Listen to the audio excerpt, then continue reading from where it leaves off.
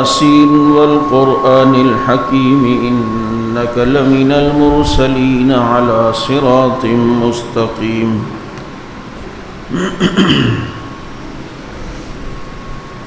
صدق الله مولانا العظيم ونحن على ذلك لمن الشاهدين والشاكرين والحمد لله رب العالمين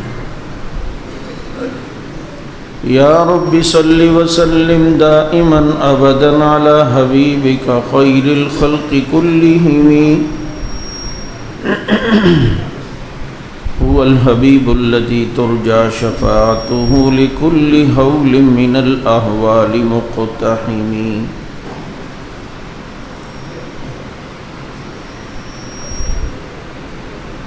گر شمس و قمر کوئی ہاتھوں میں اٹھا لے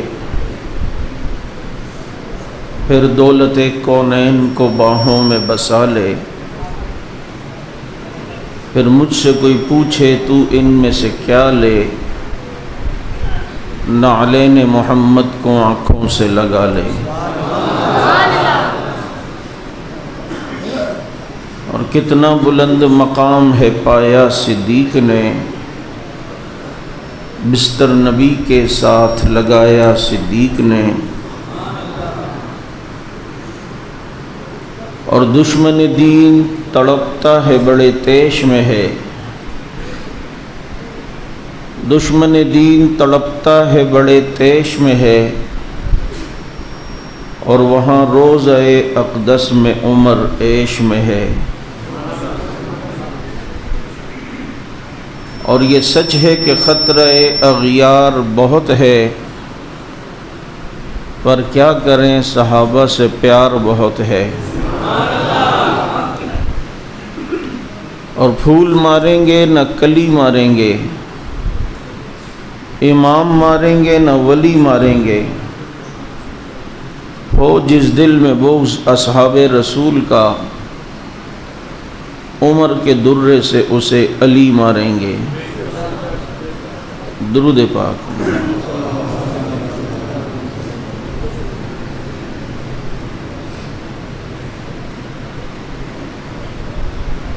بھائی میں آگے ہوں پیچھے ہوں اس کو ایک ہی آواز پہ رکھنا یہ نہیں کہ میں پیچھے ہوں آپ اسے تیز کر دو یہ آگے سے اس کا رنگ بھی کالا ہے اسی لیے اس کی چیخیں نکل رہی ہیں پیچھے سے سفید ہے شاید تو یہ وحدت ہم اس طرح کی نہیں مانتے کہ کالا بھی اور سفید بھی ہو سمجھ آ گئی ہم ایسی وحدت مانتے ہیں جہاں سفید ہی سفید ہو کہیں کالا ہو تھوڑا بیچ میں سفید بھی تو ایسی وحدت کے ہم قائل نہیں ہیں مجھے پتہ ہے اشارے کر رہے ہیں بہت سے کہ باہر آواز نہیں آ رہی ابھی میں نے شروع کہاں کیا جو آئے گی اور باہر تو ظاہر بات ہے مستورات سن رہی ہوں گی تو یہ کہہ رہے ہوتے ہیں کہ بھائی سارے ٹائم تو عورتیں ہمیں سناتی ہیں چلو آج مولوی ان کو سنا دے تو بدلہ باقی پورا ہو جائے رات کا کافی وقت بیت چکا ہے میں سفر بھی بہت دور سے کر کے آیا ہوں اور مجھے حکم ہوا کہ کھڑے ہو کر بیان کریں اور ایک موضوع پر بھی بیان کا مجھے جو ہے وہ مشورے کے بعد کہا ہے میری کوشش ہوگی کہ اس عنوان پر گفتگو کروں لیکن میں شروع کے 5-7 منٹ مجمع کو چیک کرتا ہوں کہ وہ کس مزاج کا ہے تو پھر ہم اسی ٹریک پر گاڑی چلاتے ہیں اگر آپ کا مزاج ہومیوپیتھک میٹھی گولیوں کا ہے تو پھر ہم ہومیوپیتھک علاج کرتے ہیں اور اگر مزاج ایلوپیتھک کا ہے تو کچھ اس میں تو سرجن آپریشن وغیرہ بھی کر لیتا ہے تو اب دیکھنا یہ ہے کہ آپ کا مزاج کیسا ہے آپ نے اپنے گھر کی روایت کو یہاں برقرار نہیں رکھنا کہ گھر پہ آپ جیسے بیگم کے سامنے خاموش بیٹھتے ہیں ڈر کے مارے یہاں آپ نے خاموش نہیں رہنا بلکہ سبحان اللہ ماشاءاللہ کہہ کر اس کا اظہار کرنا ہے کہ آپ وہاں ڈرتے نہیں ہیں. تو آپ انشاءاللہ العزیز میرا ساتھ دیں گے؟ انشاءاللہ. بولو انشاءاللہ.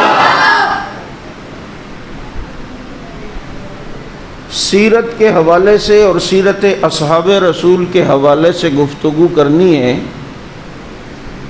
میں ایک بات کئی جگہ پر کہا کرتا ہوں کہ ہمارے بڑوں نے ہمیں بتایا ہے کہ اللہ نے ہمیں 2 قسم کے قرآن دیے ہیں. 2 قسم کے قرآن سے مراد یہ نہیں کہ ایک یہ والا ہے اور ایک کہیں غار میں ہے. یہ مسلمانوں کا عقیدہ نہیں ہے. بول دو بے شک.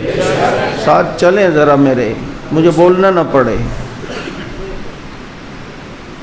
یہ نہیں کہ ایک یہاں پر ہے اور ایک کسی غار میں.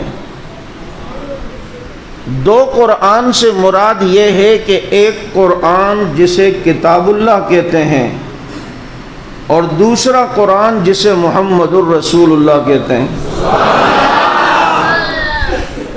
یعنی میں یہ اپنے بڑوں سے سنتا ہوں اور انہوں نے ہمیں یہ سبق پڑھایا ہے کہ اللہ نے ہمیں یہ 2 قسم کے قرآن دیے، ایک کتاب اللہ اور ایک محمد الرسول اللہ.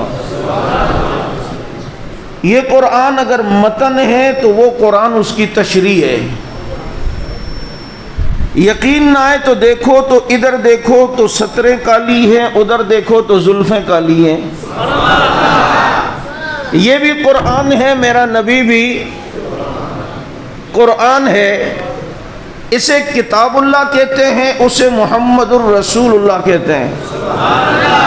پھر بھی مزید اگر اس میں وضاحت چاہیے ہو تو اس قرآن کو دیکھو تو یہاں بھی والضحیٰ، اس کے چہرے پر دیکھو تو وہاں بھی والضحیٰ، یہاں بھی یاسین، اس کے دانتوں پہ بھی یاسین، یہاں بھی علم نشرہ، اس کے سینے پہ بھی علم نشرہ، یہاں بھی واللیل، اس کی زلفوں پہ بھی واللیل، یہاں بھی انک لعلی خلق عظیم، وہاں بھی انک لعلی خلق عظیم.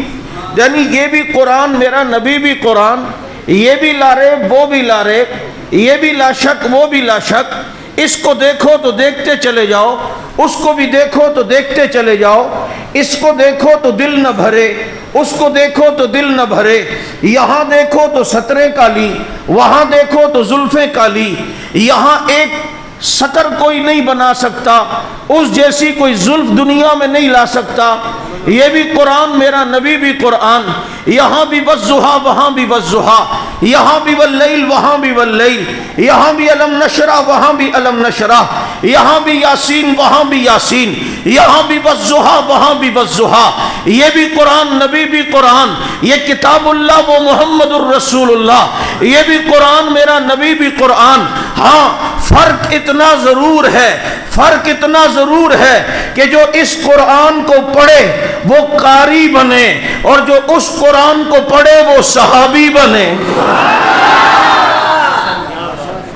اس کو پڑھنے والا قاری بنتا ہے، اس کو پڑھنے والا صحابی بنتا ہے. یہ قرآن، میرا نبی بھی قرآن. یہ کتاب اللہ، وہ محمد الرسول اللہ.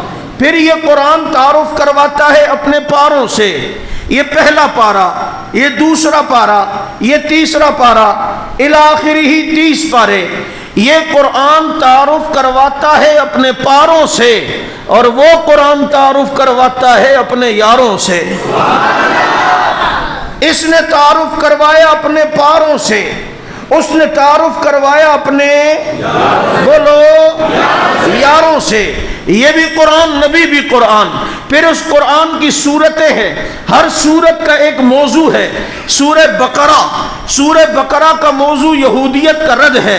سورہ ال عمران، اس کا موضوع عیسائیت کا رد ہے. سورہ نساء عورتوں کے مسائل بتاتی ہے. سورہ مائدہ فقہ اس کا موضوع ہے. ہر سورت کا دیکھو تو موضوع ہے. یہ توبہ اور انفال جہاد اس کا موضوع. یہ سورہ قصص تاریخ کا علم بتاتی ہے. یہ سورت فرقان حق باطل میں فرق کرتی ہے. یہ سورت نور حیا کا پیغام پیغام دیتی ہے، یہ سورت صف بہادری کا درس دیتی ہے، تو میں کہتا ہوں وہ بھی قرآن ہے، پھر اس کی بھی صورتیں ہیں۔ یہاں اگر سورہ بقرہ ہے، یہودیت کا رد اس کا موضوع ہے، تو اس قرآن کی ایک سورت کا نام سورت عبداللہ ابن سلام ہے، جو یہودیت کے رد کا بہت بڑا عالم ہے۔ یہاں اگر العمران سورت ہے اور موضوع اس کا عیسائیت کا رد ہے، تو اس قرآن کی ایک سورت ہے جس کا نام سلمان فارسی ہے، جو عیسائیت کے رد کا بڑا عالم ہے۔ یہاں پر اگر سورہ نساء ہے، عورتوں کے مسائل بتاتی ہے، وہاں سورت عائشہ ہے، عورتوں کے مسائل بتاتی ہے۔ یہاں سورت مائدہ ہے، فقہ اس کا موضوع ہے، وہاں سورت عبداللہ ابن مسعود ہے، فقہ اس کا موضوع ہے۔ یہاں توبہ اور انفال ہے، جہاد اس کا عنوان ہے، وہاں سورت خالد ابن ولید ہے، حضرت ابو عبیدہ بن جراح ہے، جہاد اس کا موضوع ہے۔ یہاں سورت قصص ہے، تاریخ کا علم بتاتی ہے، وہاں سورت صدیق ہے، تاریخ کا بہت بڑا عالم ہے۔ یہاں سورت فرقان ہے، وہاں سورت فاروق ہے، یہاں سورت نور ہے، وہاں سورت ذوالنورین ہے، یہاں سورت صف ہے، وہاں سورت علی ہے۔ یہ ساری صورتیں مل کر اس قرآن کے پارے بنتے ہیں۔ تو پھر مجھے کہنے دو، یہ قرآن تعارف کرواتا ہے اپنے پاروں سے، اور وہ قرآن تعارف کرواتا ہے اپنے یاروں سے۔ نعرہ تکبیر، نعرہ تکبیر، نعرہ مصطفیٰ، اپنے صحابہ، اپنے صحابہ، اپنی عائشہ صدیقہ۔ یہ بھی قرآن، میرا نبی بھی اس قرآن کو دیکھو، دو گتوں کے درمیان محفوظ ہے۔ اس قرآن کو دیکھو، دو گتوں کے درمیان محفوظ ہے، اور اس قرآن کو دیکھو آج بھی دو سچوں کے درمیان محفوظ ہے۔ یہ قرآن دو گتوں کے درمیان محفوظ، وہ قرآن دو سچوں کے درمیان محفوظ۔ یہ بھی قرآن، میرا نبی بھی۔ پھر آپ بچے کو شروع میں مدرسے میں داخلہ کرواتے ہیں، بچہ قرآن کریم لے کر بیٹھا، استاد کہتا ہے بیٹا بھی اس کو بند کرو، کل نورانی قاعدہ لانا۔ بچہ نورانی قاعدہ لاتا ہے، وہ بیچ سے کھولتا ہے، استاد کہتا ہے نہیں، یہ پہلے تختی نمبر 1 پڑھنی پڑے گی، الف سے یا کی تختی۔ جب تک تجھے یہ سمجھ نہیں آئے گی آگے قرآن سمجھ نہیں آئے گا۔ الف سے یا کی تختی سمجھ، پھر تجھے آگے قرآن سمجھ آئے گا۔ تجھے بھی پتہ ہی نہیں جیم کیا ہے، کاف کیا ہے، نون کیا ہے، دال کیا ہے، میم کیا ہے۔ تو یہ تختی نمبر 1، الف سے یا کی تختی پڑھ تو یہ قرآن سمجھ میں آتا ہے۔ ابو بکر کی الف سے علی کی یا تک کی خلافت راشدہ کی تختی پڑھ تو تجھے وہ قرآن سمجھ آئے گا، اس کے بغیر وہ قرآن سمجھ میں بولو۔ پھر یہ بھی قرآن، میرا نبی بھی قرآن، یہ کتاب اللہ، وہ محمد الرسول اللہ۔ پھر اس قرآن کا لباس بھی ہوتا ہے، غلاف۔ ہم کراچی والوں سے زلدان بولتے ہیں، آپ اسے غلاف اور لباس بولتے ہوگے۔ اس قرآن کا لباس بھی ہوتا ہے۔ ربا اگر میرا نبی قرآن ہے تو پھر اس کا لباس، تو فرمایا ہن لباس لکم وانتم لباس لہن۔ اے نبی یہ تیری بیویاں تیرا لباس ہیں، تو ان کا لباس ہے۔ تو عائشہ لباس پیغمبر، خدیجہ لباس پیغمبر، میمونہ لباس پیغمبر، حفصہ لباس پیغمبر، ام حبیبہ لباس پیغمبر، جویریہ لباس پیغمبر، صفیہ لباس پیغمبر۔ اس قرآن کا لباس دیکھنا ہو کپڑے کی صورت میں دیکھ لے، اس قرآن کا لباس دیکھنا ہو صدیق کی بیٹی کو دیکھ لے۔ یہ بھی قرآن، میرا نبی بھی۔ کچھ اس میں اور باتیں لیکن وہ شاید آپ کو سمجھ نہ آئیں، اس لیے اس موضوع کو ذرا کلوز کرتا ہوں۔ یہ بھی قرآن، میرا نبی بھی۔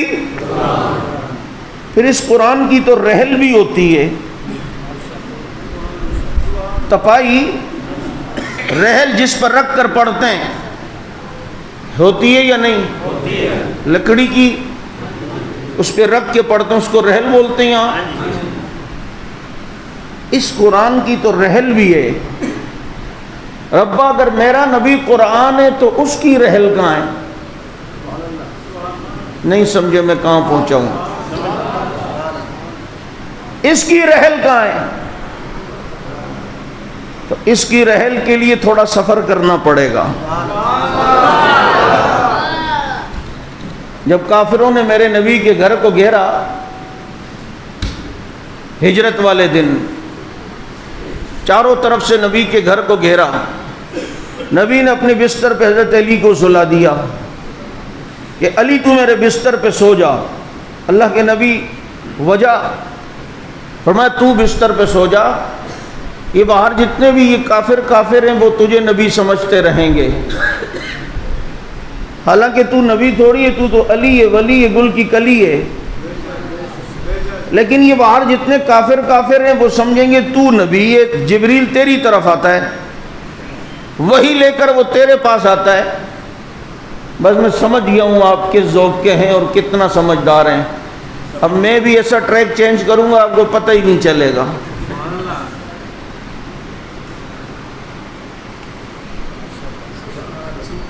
अली तू बिस्तर पे सो जा। नबी वहाँ से चले, सीधा किसके दरवाजे पे गए? अब वो चारों तरफ काफिर खड़े थे ना, तो नबी ने यूं मट्टी उठाई और फेंकी, उन काफिरों की आंखों में गई, उनकी आंखों की लाइट बंद हो गई। बस उस वक्त से लाइट बंद करना उसने अपना मजहब बनाया। और अब तो कुछ समझो कि मैं किस तरह की बात करता हूं। लेकिन मैंने कहा ना कि फर्ज किफाया वाला काम नहीं चलेगा कि कुछ समझे और कुछ नहीं, सब समझेंगे तो चलूँगा, वरना मैं नर्सरी की क्लास लूँगा। अभी मैं गलती कर बैठा कि मैं डायरेक्ट मैट्रिक और इंटर पर आया हूँ। लाइट बंद हो गई और नबी वहाँ से गए सीधा किसके दरवाजे पर? बोलो। उनके दरवाजे पे गए और फिर दरवाजे पे दस्तक दी और फरमाया चलो सिद्दीक, दुश्मन ने घर घेरा और चलना है। सिद्दीक चले गए। चलना है तो चलना है, बस। कितना आसान हम बोल देते हैं ना, वाक़या सुना देते हैं। नबी आए और अबू बकर को लिया और साथ चले गए। तेरे घर में 2 बेटियाँ हो, तेरा बूढ़ा नाबीना बाप हो और तेरे शेखुपुरा के अंदर बेहतरीन कारोबार हो, इतने में तेरा कोई जिगरी दोस्त आके कहे पुलिस ने मेरा घर घेरा है, मैंने छलांग दूसरी खिड़की से लगाई, इधर आया हूँ, अब चल निकलते हैं अफगानिस्तान हिजरत करते हैं ताकि हम यहाँ आए नहीं। तो तेरी अब जिगरी दोस्ती का पता चलेगा। तू क्या कहेगा? यार तुझे पता है मेरे घर बेटियां हैं खाली 2, मेरा बाप भी नाबीना है, मैं शेखुपुरा का बड़ा ताजिर हूँ। यार एक सेटिंग होती है, उस सेटअप को सेट करके फिर आदमी जाने की सोचता है। बातें तू करोड़ों की करता है, दुकान पकौड़ों की रखता है। तो दोस्ती सीखनी हो सिद्दीक के कदमों से सीखनी पड़ेगी। और जिसके घर में 2 नौजवान बेटियां हैं, एक 6 साल की आयशा है, एक बड़ी बेटी है, नाबीना बूढ़ा बाप है, मक्के का बहुत बड़ा ताजिर है सिद्दीक। और जब नबी ने आकर बताया चलना है, दुश्मन ने घर घेरा है, और ये देख अपनी बेटियों की परवाह नहीं करता, अपने बाप की परवाह नहीं करता, अपने कारोबार की परवाह नहीं करता। 5000 दिरहम सिद्दीक के घर पे थे, सारे लिए कि नबी के कदमों पे निछावर करूंगा, सारे लेकर चले गए।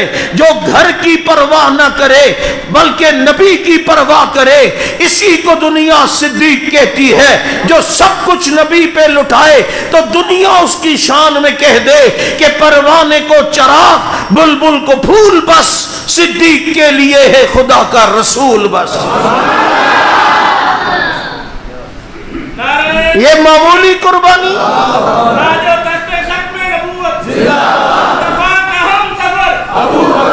अब जब नबी का घर घेरा نبی کے گھر کو گھیرا اور نبی وہاں نہیں ملے، تو ابو بکر کو پتا تھا نا کہ اگلا چھاپا میرے گھر پڑے گا؟ نہیں پتا تھا؟ پتا تھا نا کہ وہاں نہیں ملیں گے تو یہاں آئیں گے وہ۔ انہیں پتا یاری بڑی مضبوط ہے ان کی۔ کافر بھی جانتا ہے کہ نبی صدیق کے پاس ہی ہوں گے۔ صدیق کو پتا تھا اگلا چھاپا میرے گھر پڑے گا، وہ تو اپنے گھر کی چادر چار دیواری کے تقدس کی پرواہ نہیں کرتا۔ آج لوگ کہتے ہیں مولوی صاحب یہ سپاہ والوں کا کام بڑا اچھا ہے، لیکن سنا ریٹ پڑ جاتی ہے۔ اصل میں ہمارے گھر نا وہ سنا ایسے ہی آ جاتے ہیں، چادر چار دیواری کا تقدس پامال کرتے ہیں۔ اصل میں ہمارے گھر میں بچیاں ہیں نا، عورتیں بیوی ہے، وہ بڑا پردہ کرتی ہیں، وہ کرتی ہیں۔ تو مجھے بتا، تیرے گھر کی بچیاں صدیق کی بیٹی سے زیادہ پردہ کرتی ہیں؟ تیرے گھر کی چادر چار دیواری کا تقدس صدیق کی چادر چار دیواری کے تقدس سے زیادہ ہے؟ جب وہ نبی کی محبت میں کسی کی پرواہ نہیں کرتا، ہم بھی صدیق کی محبت میں کسی چیز کی پرواہ نہیں کریں گے۔ لے گیا نبی کو اور کندھوں پہ بٹھا کے لے کے گیا۔ کندھوں پہ مجھے کسی نے کہا صدیق خلافت لے گیا، میں نے کہا کھوتی دیا، چھوٹی چیز ادھر دے، نبی کو لے گیا۔ ابھی تک تو وہیں پھنسا ہوا ہے۔ تیرے مذہب کی سوئی کی گھڑی کی سوئی رک گئی، کیوں نہ رکے کہ اس کا سیلی حق نواز نے نکال دیا ہے۔ کندھوں پہ بٹھا کر، ہائے ہائے خوش نصیب تو وہ بھی ہیں جنہیں نبی نے اپنے کندھوں پہ بٹھایا۔ یہ کتنا خوش نصیب ہے جس نے نبی کو اپنے کندھوں پہ بٹھایا۔ اور میں اس موقع پہ ایک بات عموماً کہا کرتا ہوں، آپ کو بھی بتا دوں۔ میں بیت اللہ میں طواف کر رہا تھا، میری نظر مقام ابراہیم پہ پڑی۔ میں نے سوچا یہاں صدیق اکبر رضی اللہ عنہ نے بھی تو طواف کیا ہے، ان کے ذہن میں بھی آیا ہوگا ربا یہ پتھر ہے، اس پتھر کو آپ نے بیت اللہ میں جگہ دی، آخر ایسی کیا بات ہے اس پتھر میں؟ جواب آیا ہوگا صدیق یہ عام پتھر نہیں، اس کی پشت کو سونگ، اس کی پشت سے میرے خلیل کے قدموں کی خوشبو آ رہی ہے، اس پتھر نے میرے ابراہیم کے بوجھ کو اٹھایا ہے، اسی پہ کھڑے ہو کر میرے خلیل نے میرے گھر کی تعمیر کی ہے، یہ عام پتھر نہیں، اس کی پشت کو سونگ، اس کی پشت سے میرے خلیل کے قدموں کی خوشبو آ رہی ہے، اسی لیے اسے بیت اللہ میں جگہ دے دی۔ میرا وجدان کہتا ہے کہ پھر صدیق نے اوپر دیکھ کر اپنی زلفوں کو جھٹکتے ہوئے ناز اور نخروں میں آ کر بولا ہوگا ربا اگر وہاں سے تیرے خلیل کے قدموں کی خوشبو آ رہی ہے تو یہاں سے تو پھر تیرے حبیب کے قدموں کی خوشبو آ رہی ہے۔ اسے بیت اللہ میں جگہ دے دی، تجھے قیامت کی صبح تک روضہ رسول اللہ میں جگہ دے دوں گا۔ صدیق صدیق ہے۔ لے گئے، پہلے غار میں خود گئے، صفائی کی، پھر پیچھے نبی بھی آ گئے۔ جب نبی غار میں آئے تو پیچھے قرآن بھی آ گیا۔ ثانی اثنین اذ ہما فی الغار اذ یقول لصاحبہ لا تحزن ان اللہ معنا۔ یہ رب نے یوں ماحول بنا کر مجھے تجھے کچھ بتایا ہے کہ میرا اور تیرا دل بھی بمنزل غار کے ہے، پہلے صدیق کی محبت آئے گی تو نبی کی محبت آئے گی، جب نبی کی محبت آئے گی تو قرآن پھر تیرے سینے میں آئے گا اور تو حافظ بنے گا، لیکن دل کے غار میں صدیق نہیں آتا، وہاں نبی نہیں آتا، جہاں نبی نہیں آتا وہاں قرآن بھی نہیں آتا۔ اس لیے دیکھ لے جو صدیق کو نہیں مانتا، یہ صدیق کی کرامت ہے کہ جو صدیق کو نہیں مانتا اس کے سینے میں قرآن بھی نہیں آتا۔ تراویح ہو رہی ہوتی ہے، آپ تراویح کے ٹائم اپنی عبادت خانے اپنی عبادت گاہ میں آؤ، اللہ کا قرآن پڑھا جا رہا ہوتا ہے، لیکن کہیں اور چلے جاؤ تمہیں قرآن نہیں ملے گا۔ قرآن اسی کو ملتا ہے جس کے دل میں نبی کے یاروں کی محبت ہو، ورنہ قرآن نہیں ملتا۔ یہ صدیق گئے ہیں، جا کر غار کو صاف کیا ہے، پھر اپنی جھولی پھیلائیے، پھر نبی کا سر اقدس صدیق کی جھولی میں آیا، تو یہ بھی قرآن، میرا نبی بھی قرآن، اس قرآن کی رحل دیکھنی ہو مسجد میں دیکھو، اس کی رحل دیکھنی ہو غار میں صدیق کی گود دیکھ لو۔ صدیق کی جھولی میں نبی کا سر اقدس، ہائے ہائے ہائے۔ میں کبھی کبھی سوچتا ہوں اصل میں صدیق کا جو کچھ تھا نا وہ نبی کی جھولی میں ڈالا ہے۔ ریشم کی دکانیں بیچ کر نبی کی جھولی میں، گھر بار نبی کی جھولی میں، تبوک میں چندے کا اعلان ہوا تو سب کچھ نبی کی جھولی میں، سوئی تک بھی لا کے نبی کی جھولی میں، سب کچھ نبی کی جھولی میں ڈال کر صدیق نے ہاتھ اٹھائے ہوں گے کہ ربا میرا جو کچھ تھا میں نے تیرے محبوب کی جھولی میں ڈالا، اب مجھے بھی تو کچھ دے نا، بدلے میں اب ملے تو کیا ملے؟ آسمان کے ستارے سونے کے بنا کر صدیق کو دیے جائیں تو صدیق کی وفا اتنی کہ یہ بدل بن نہیں سکتے، حق تقلیم کی دولت صدیق کو دی جائے تو ان کی وفا اتنی یہ بدل بن نہیں سکتے، تو پھر رب بھی دیکھو رب ہے، انداز دیکھو، پھر موقع کیسا دیا۔ صدیق کہہ چکا ہے ربا میرا جو کچھ تھا میں نے تیرے محبوب کی جھولی میں ڈالا، مجھے بھی تو کچھ دے نا۔ آج غار میں جب صدیق کی جھولی میں مصطفیٰ کا سر آیا ہے تو میرا وجدان کہتا ہے کہ رب نے کہا ہوگا صدیق تیرا جو کچھ تھا تو نے میرے محبوب کی جھولی میں ڈالا، میرا جو کچھ تھا آج میں نے تیری جھولی میں ڈال دیا۔ لاؤنا اس کا مقابل کوئی ہو سکتا ہے؟ بولو نہیں ہو سکتا۔ میرے دوستو یہ رسول اللہ صلی اللہ علیہ وسلم کے گلشن کے پھول ہیں جن کا تعارف مولانا اشرف طاہر صاحب آپ کے سامنے کروا رہے تھے۔ یاد رکھو اس گلشن کو آبیاری خود نبی نے دی ہے، انہیں پروان نبی نے چڑھایا ہے، اور یہ تو خود کچھ بھی نہیں تھے، انہیں تو بکریاں چرانا نہیں آتی تھیں۔ یہ کس کی نگاہ پڑی ہے کہ آج ان کے خط سے دریا بھی چلتے ہوئے نظر آ رہے ہیں؟ اور یہ تو تحت الثری میں تھے، آج ثریا ستارے سے بلند نظر آ رہے ہیں۔ کیوں؟ لکھاں تاجور حبیبہ تیرے غلام بن گئے، چرواہے در تے آ کے جگ دے امام بن گئے۔ یہ چرواہے تھے، انہیں کچھ نہیں آتا تھا، آج انہیں سب کچھ آ گیا۔ یہ جاہل تھے، یہ عالم کیسے بن گئے؟ یہ بتاؤ تو صحیح جو گمراہ تھے وہ رشد و ہدایت کے چراغ کیسے بن گئے؟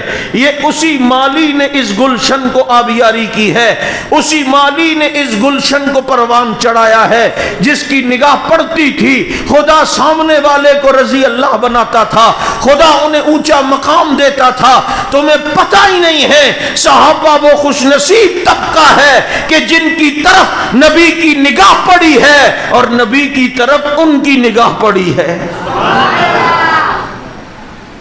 آج ہمیں لوگ کہتے ہیں مولوی صاحب کوئی وظیفہ بتائیں کہ خواب میں نبی کی زیارت ہو۔ میں کہتا ہوں کیوں؟ کہتے ہیں خوش نصیبی ہے کہ ہم خواب میں نبی کو دیکھیں۔ میں نے کہا جو خواب میں دیکھے تو خوش نصیب ہے، اور جو براہ راست دیکھتے تھے وہ بولو وہ کتنے خوش نصیب؟ اور براہ راست دیکھتے تھے جو وہ کون؟ وہ کون؟ جنہوں نے جمال جہاں آرا کے حسن کو دیکھا، براہ راست نبی کو دیکھا، نبی کی اداؤں کو دیکھا۔ کیا خوش نصیب ہیں؟ مجھے بتاؤ نا۔ ہائے ہائے، نبی کی ایک ایک جھلک کو دیکھا۔ میں تو حضرت معاویہ کی خوش نصیبی پر حیران ہوتا ہوں۔ نبی کو وضو کرانے کی ذمہ داری حضرت معاویہ کی۔ میں سوچتا ہوں جب نبی وضو کے لیے آستینیں اوپر کرتے ہوں گے، یہ خوبصورت چمکتے ہوئے بازو دیکھنے والا معاویہ ہے، مسواک استعمال کرتے ہیں تو دیکھنے والا، نبی کے ہاتھوں پہ پانی ڈالنے والا، ہائے ہائے۔ پھر میرے نبی امامہ اتارتے ہوں گے، پھر سر کا مسح کرتے ہوں گے، یہ کیا انگلیاں بالوں میں جاتی ہوں گی، یہ حسین منظر دیکھنے والا معاویہ، اور کبھی کبھی امامہ اتارتے ہوں گے تو زلفیں نیچے بھی آ جاتی ہوں گی، پھر نبی اسے جھٹکے سے اوپر بھی کرتے ہوں گے، تو کیا حسین منظر ہوتا ہوگا کہ کبھی تم نے 14ویں کا چاند کالے بادلوں میں نکلتے گھستے دیکھا ہے؟ یہ 14ویں کا چاند کالے بادلوں سے جب نکلتا ہے لوگ اس منظر کو ٹکٹکی باندھ کے دیکھتے ہیں، یار کتنا خوبصورت منظر ہے، دیکھو ابھی کالے بادلوں سے چاند نکلے گا، ابھی نکلے گا، ایک دم کالے بادلوں سے 14ویں کا چمکتا ہوا چاند نکلتا ہے، تو کسی شاعر نے تصور میں جا کے نبی سے پوچھا، آقا چاند نکلتا ہے بادلوں سے کس طرح؟ اپنے چہرے سے زلفیں اٹھائی کہا اس طرح۔ کیا خوش نصیب۔ ابھی مولانا اشرف طاہر صاحب ایک جملہ کہہ رہے تھے کہ راستے کے دونوں طرف رومیوں نے عریانی لباس میں لڑکیوں کو کھڑا کیا اور 10,000 کا لشکر گزرا، ایک نے بھی نظر اٹھا کے نہیں دیکھا۔ واقعہ سنا بھی، ایک نے بھی نہیں دیکھا، اس لیے کہ صحابہ جانتے تھے کہ جو دنیا میں جتنی بار نظر کی حفاظت کرے گا قیامت میں اتنی بار اللہ کا دیدار کرے گا۔ اب چلیں، لڑکیاں پریشان، دیکھا کیوں نہیں؟ ہم حسین نہیں؟ ہم خوبصورت نہیں؟ ہم میں جمال نہیں؟ کیا ہم میں حسن نہیں؟ تو کسی کہنے والے نے کہا حسین بھی ہو، جمیل بھی ہو، نازنین بھی ہو، تمہارا حسن بھی ہے۔ کہا جب ہم حسین ہیں تو پھر انہوں نے ہمیں دیکھا کیوں نہیں؟ تو جواب دینے والا کہتا ہے، او بھائی ان آنکھوں نے محمد کا حسن دیکھا ہے، اور جو محمد کا حسن دیکھ لے اس کے سامنے پھر کوئی حسن حسن نہیں ہوتا، کوئی جمال جمال نہیں ہوا کرتا۔ جنہوں نے نبی کا حسن دیکھا ہو، کیا عظیم لوگ تھے، کیا خوش نصیب لوگ تھے کہ نبی کو براہ راست دیکھا، مسکراتے دیکھا، اور نبی انہیں دیکھتے، وہ نبی کو دیکھتے، وہ نبی کو دیکھ کے مسکراتے، نبی انہیں دیکھ کے مسکراتے، اور ماحول یوں بن جاتا کہ آنکھوں آنکھوں میں اشارے ہو گئے، ہم تمہارے تم ہمارے ہو گئے۔ یہ دیکھنے کا منظر بھی کیا عجیب تھا، یوں دیکھا، ادھر انہوں نے دیکھا۔ میں اس موقع پہ کہا کرتا ہوں صحابہ خوش نصیب ہیں جنہوں نے نبی کو بار بار دیکھا، کئی بار دیکھا، بار بار دیکھا، کئی بار دیکھا، پھر بار بار دیکھا، پھر کئی بار دیکھا۔ ان میں وہ کتنا خوش نصیب تھا جس نے بار بار بھی دیکھا، کئی بار دیکھا، اور اکیلے غار میں دیکھا۔ باقی سب نے یوں دیکھا، اس نے یوں دیکھا، باقی سب نے بٹھا کے دیکھا، اس نے جھولی میں لٹا کے دیکھا، باقیوں نے جلوت میں دیکھا، اس نے خلوت میں دیکھا۔ باقی دیکھتے تھے، وہ آج بھی دیکھتا ہے۔ یوں سو رہے ہیں، یہ بھائی یہ جو باہر بیان ہو رہا ہے یہ ذرا بند کر دو تاکہ یہاں کا بیان چل جائے تھوڑا سا۔ وہ دیکھو تھوڑا یہاں کا بیان سن لو، پھر آپ اپنا بیان کر لینا، کوئی نہیں۔ جب یہ مردوں کا حال ہے تو مجھے بتائے، خواتین بھی ہیں تو عورتیں کتنی ماشاءاللہ شور سے سن رہی ہوں گی، کیونکہ عورت اور چپ ہو جائے یہ تو بات پھر بہت مشکل ہے۔ عورتوں کے چپ رہنے کے مقابلے میں ایک عورت دنیا میں پہلے نمبر پہ آئی تھی، سب سے زیادہ خاموش رہنے پہ، اور اسے پہلا نمبر ملا، اور وہ بھی تحقیق کے بعد پتہ چلا کہ وہ گونگی تھی، اس کی زبان ہی نہیں تھی۔ کتنے خوش ہوتے ہیں نا عورتوں کی غیبت پر تم لوگ، کتنے خوش ہوتے ہو۔ ہاں تم کہتے ہوگے کہ موقع ملا ہے آج اس کو سنانے کا۔ محبت کرو، محبت محبت کرو، ایسی کرو جیسے نبی عائشہ سے کرتے تھے۔ نبی نے فرمایا عائشہ تو مجھے اتنی اچھی لگتی ہے جیسے کھجور کو شہد کے ساتھ ملا کے کھایا جائے۔ حضرت عائشہ نے فرمایا آپ مجھے اتنے اچھے لگتے ہیں جیسے کھجور کو مکھن کے ساتھ لگا کے کھایا جائے۔ کبھی تم نے بھی ایسی پیار کی بات بیوی سے کی ہے؟ مجھے کسی نے کہا مولوی صاحب بیوی سے پیار محبت کی بات کرنا ایسا ہے جیسے خارش کہیں اور ہو رہی اور کھجا کہیں اور رہے ہوں۔ میں نے کہا کر لو، کوئی نہیں، خارش ہو جائے گی تمہیں بھی۔ ایسی محبت، میاں بیوی ایک دوسرے کو دیکھ کے مسکراتے ہیں تو اللہ ان کو دیکھ کے مسکراتا ہے۔ یہ داستان ہے، یہ واقعات ہیں جو نبی اور ازواج مطہرات کی، ان کو پڑھو۔ تو عرض یہ کر رہا تھا کہ رسول اللہ صلی اللہ علیہ وسلم نے جن کو آبیاری دی وہ کون تھے؟ بولو۔ اور پھر ان میں نے کہا وہ کتنا خوش نصیب ہے جو آج بھی دیکھتا ہے، کیونکہ صدیق اکبر نبی کے ساتھ یوں سو رہے ہیں بلا فصل، بلا، یہ بلا فصل پہ تمہیں مناظرے کی ضرورت نہیں ہے۔ اگر کوئی کہے جی بلا فصل کون ہے، کو آج بھی روزے میں جا کر دیکھ لے نبی کے ساتھ بلا فصل صدیق سو رہا ہے، اور قیامت تک سوتا رہے گا، قیامت تک یہ نبی کے ساتھ رہیں گے۔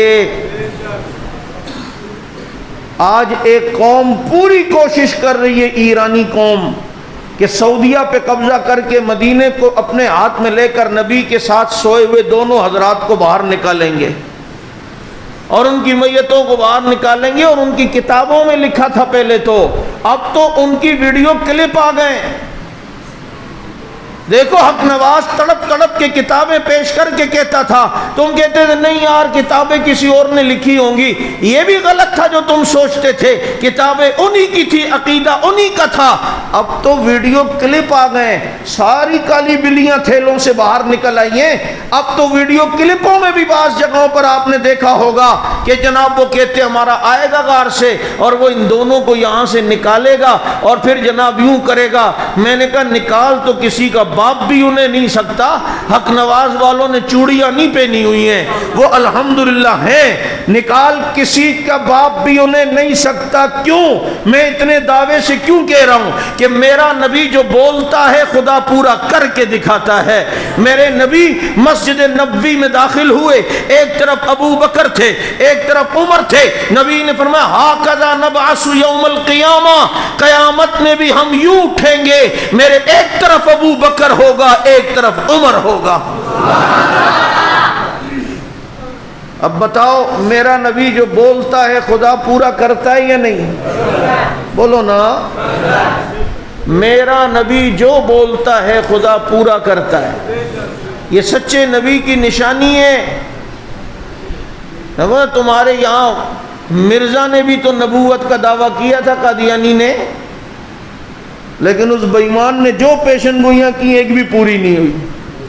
اس نے کہا میں مدینے میں مروں گا، ساری زندگی مدینہ دیکھا ہی نہیں۔ اس نے کہا کہ میری شادی محمدی بیگم سے ہوگی، ساری زندگی اس کے باپ سے رشتہ مانگتا رہا۔ اس نے کہا غرہ کو تجھے دوں، نہیں دیا۔ اور نام دیکھو مرزا غلام احمد قادیانی۔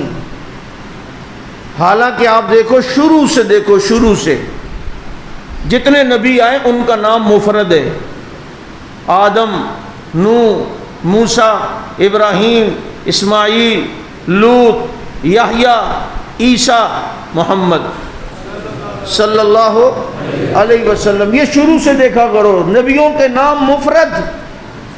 اور یہ صحیح نمونہ آیا مرزا غلام احمد قادیانی، لانتی، کذاب، کانا، دجال، اتنے سارے نام شروع سے دیکھو۔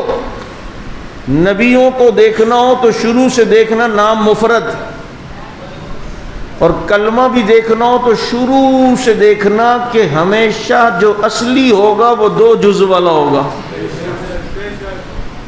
لا الہ الا اللہ آدم صفی اللہ، لا الہ الا اللہ نوح نجی اللہ، لا الہ الا اللہ موسیٰ کلیم اللہ، لا الہ الا اللہ ابراہیم خلیل اللہ، لا الہ الا اللہ اسماعیل ذبیح اللہ، لا الہ الا اللہ موسیٰ کلیم اللہ، لا الہ الا اللہ عیسیٰ روح اللہ، لا الہ الا اللہ محمد رسول اللہ۔ شروع سے دیکھو، شروع سے تو اصلی کلمہ بھی جب دیکھو گے تو 2 جز والا نظر آئے گا، جس کا نام بھی اتنا لمبا وہ نبی نہیں، اور جس کا کلمہ بھی اتنا لمبا تو وہ کلمہ بھی اصلی نہیں۔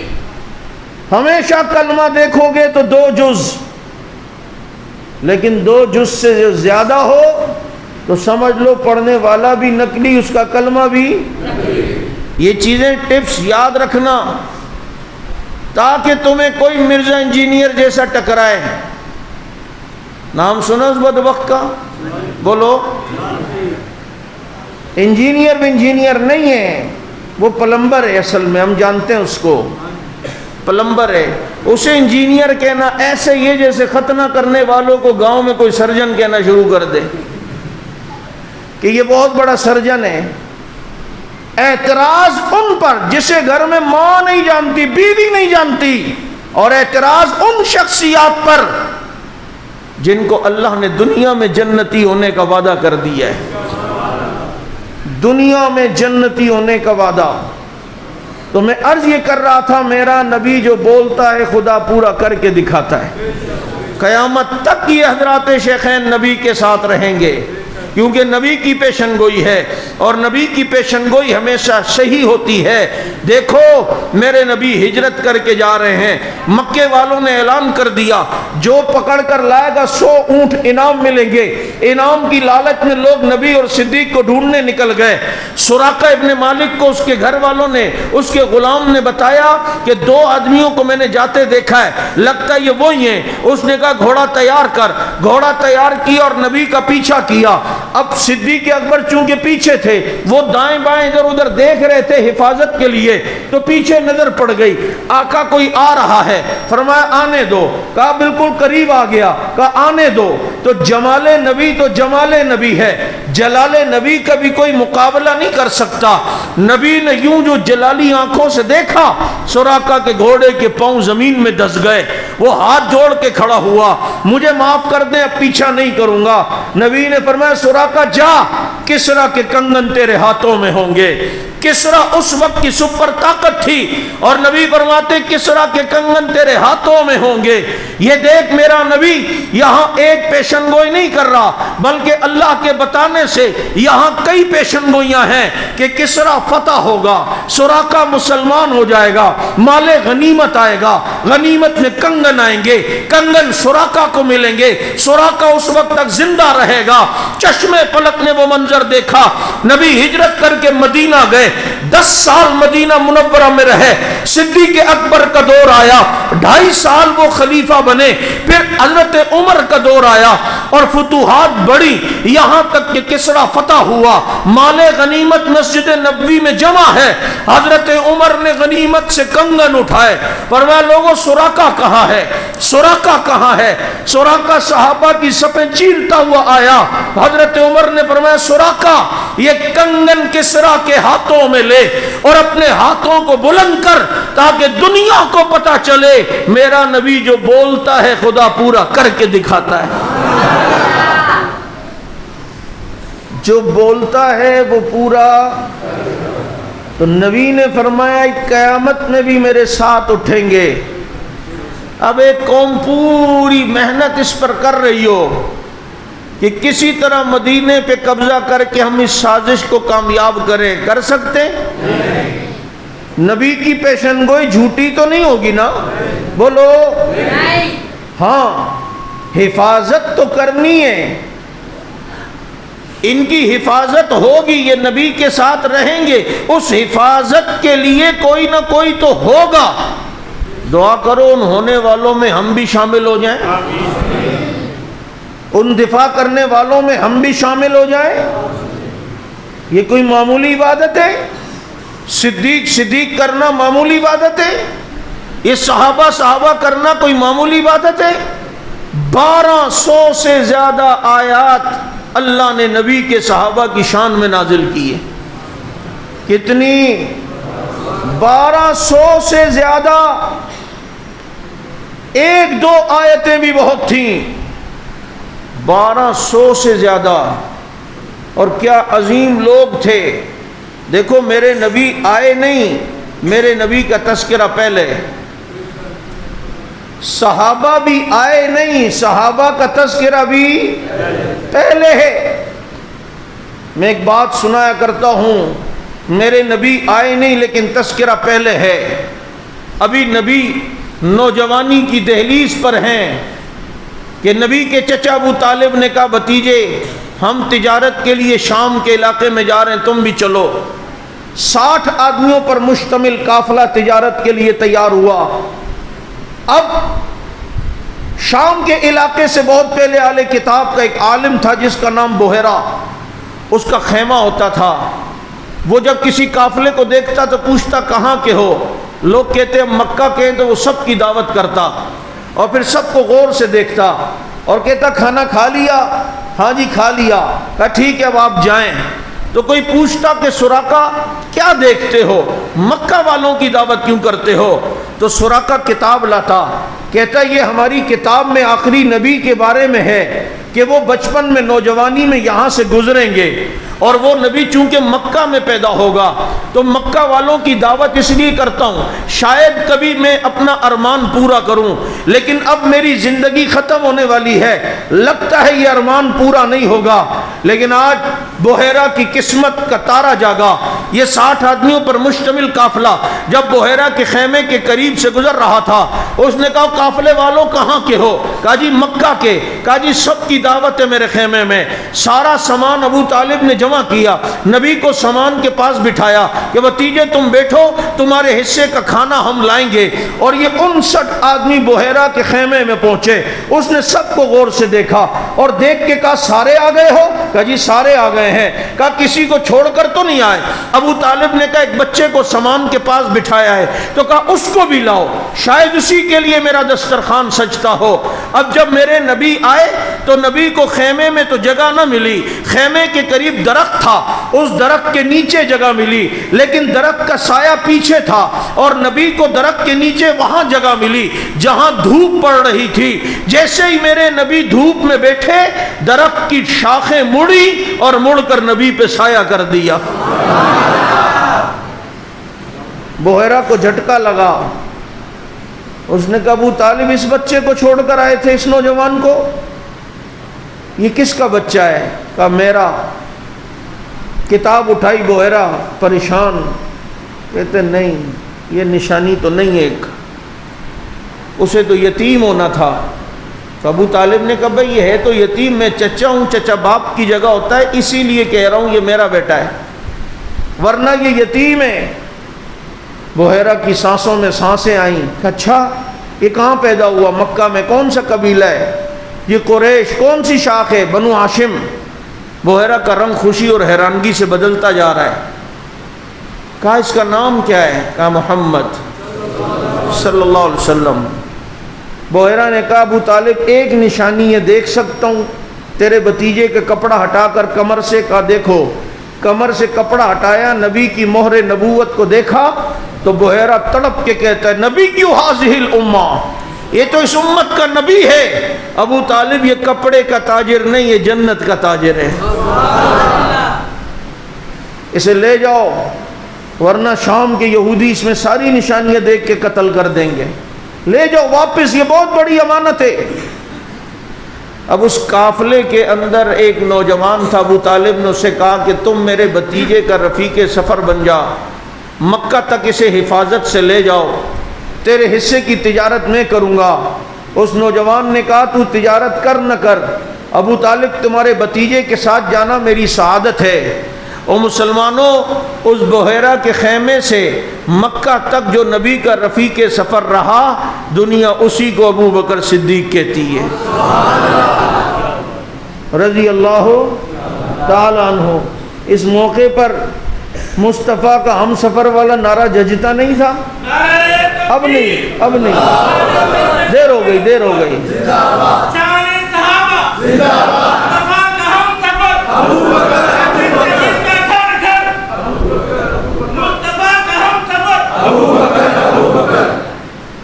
नारा वक्त पे बहुत अच्छा लगता है, क्यों जी?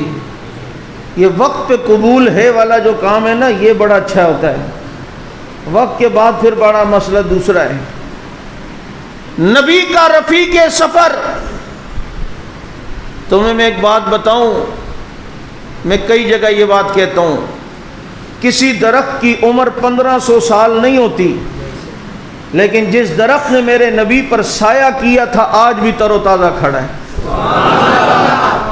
आप गूगल पे ट्री ऑफ बोहेरा लिखना तो देखना, वो दरख्त आज भी नजर आएगा जिसने नबी पे साया किया। मैं कहता हूँ नबी पर दरख्त ने साया किया, वो तरोताज़ा है और मुरझाता नहीं है। तो हिजरत करके जब मदीने नबी गए, मदीने वाले कुछ जानते ही नहीं थे, तो कोई अबू बकर को नबी समझ के पहले सलाम कर रहा था, कोई नबी को नबी समझ के पहले सलाम कर रहा था।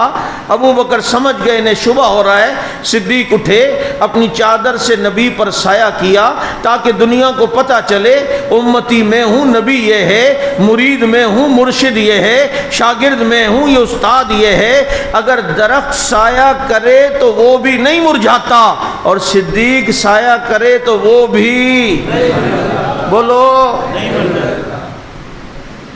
नबी आए नहीं तज़किरा, और सहाबा भी आए नहीं तज़किरा, पहले है। उनका तज़किरा भी बहुत पहले। मसलहुम फित तौरात व मसलहुम फिल इंजील। अल्लाह कहते हैं नबी तेरे यारों का जिक्र तौरात में भी है, तेरे यारों का जिक्र इंजील में भी है। हाय क्या खुश नसीब हैं। लोग आते हैं, कोई कारनामा सरंजाम देते हैं, तज़किरा होता है। सहाबा आए नहीं और तज़किरा पहले। मेरे दोस्तों, बात ख़त्म करने लगा हूँ। आज जिस रास्ते की हम तुम्हें दावत देते हैं, ये यही रास्ता है कि नबी की सारी मेहनत का निचोड़ वो सहाबा हैं। आज अगर किसी मदरसे या किसी स्कूल या किसी कॉलेज के तलबा के बारे में कहा जाए, इस कॉलेज के तलबा तो बेकार हैं, ये तो सारे फेल हैं, ये तो सारे निकम्मे हैं, तो ये उस कॉलेज या उस इदारे के उस्ताद पर अटैक है या नहीं है? उस्ताद को बुरा लगेगा या नहीं कि शागिर्द मेरे और तुम उनकी यूं तौहीन कर रहे हो? मुझे बताओ मेरे नबी के शागिर्द कौन थे? आज नबी की शागिर्दी में आने वाले उन तलबा के बारे में कोई गलत रिमार्क्स दे, कोई गलत नजरिया रखे कि ये तो ईमान वाले ही नहीं थे, इनमें तो तब्दीली नहीं आई, ये तो जालिम थे, तो ये दर हकीकत उन तलबा पर उंगली नहीं उठा रहा, वो दर हकीकत उस्ताद पर उंगली उठा रहा है। हक नवाज सिर्फ सहाबा का दिफा नहीं दे के गया, बल्कि दिफाए सहाबा के अंदर असल में हक नवाज दिफाए नबी देकर गया है कि आज अगर ये महफूज रहेंगे तो दीन महफूज रहेगा, और ये मशकूक हो गए तो दीन सारा मशकूक हो जाएगा। ये महफूज तो दीन महफूज, ये मशकूक तो दीन मशकूक। देखो जिनके साथ गनमैन होते हैं, दुश्मन जब उन पर हमला करता है तो पहले गनमैनों पे हमला करता है, लेकिन मकसद गनमैन नहीं, मकसद असल हदफ होता है। सहाबा चूंकि नबी के गनमैन हैं, पहरेदार हैं, चौकीदार हैं, दुश्मन उन पर अटैक कर कर नबी पर अटैक करना चाहता है, इन पे हमला करके नबी पे हमला करना चाहता है, इन्हें टारगेट करके नबी को टारगेट करना चाहता है, इनकी इज्जत मजरू करके उस्ताद की इज्जत मजरू करना चाहता है। आज सहाबा नबी के गनमैन हैं, हम सहाबा के गनमैन बन के नबी की गनमैनी मजबूत करें। सहाबा नबी के चौकीदार हैं, हम इनके चौकीदार बन के नबी की चौकीदारी मजबूत करें। सहाबा नबी के पहरेदार हैं, हम इनके पहरेदार बन के नबी की पहरेदारी मजबूत करें। इसी को तो अल्लामा हैदरी कहकर गया है, वो मस्ताने मोहम्मद के मैं मस्ताना सहाबा का, वो दीवाने मोहम्मद के मैं दीवाना सहाबा का, वो परवाने मोहम्मद के मैं परवाना सहाबा का। आओ नबी के पहरेदारों के पहरेदार बन के नबी की पहरेदारी और चौकीदारी मजबूत करो, और ये कहते हुए मैदान में میں کود پڑو کہ فنا فی اللہ کی تہ میں بقا کا راز مضمر ہے، جسے مرنا نہیں آتا اسے جینا نہیں آتا۔ وما علینا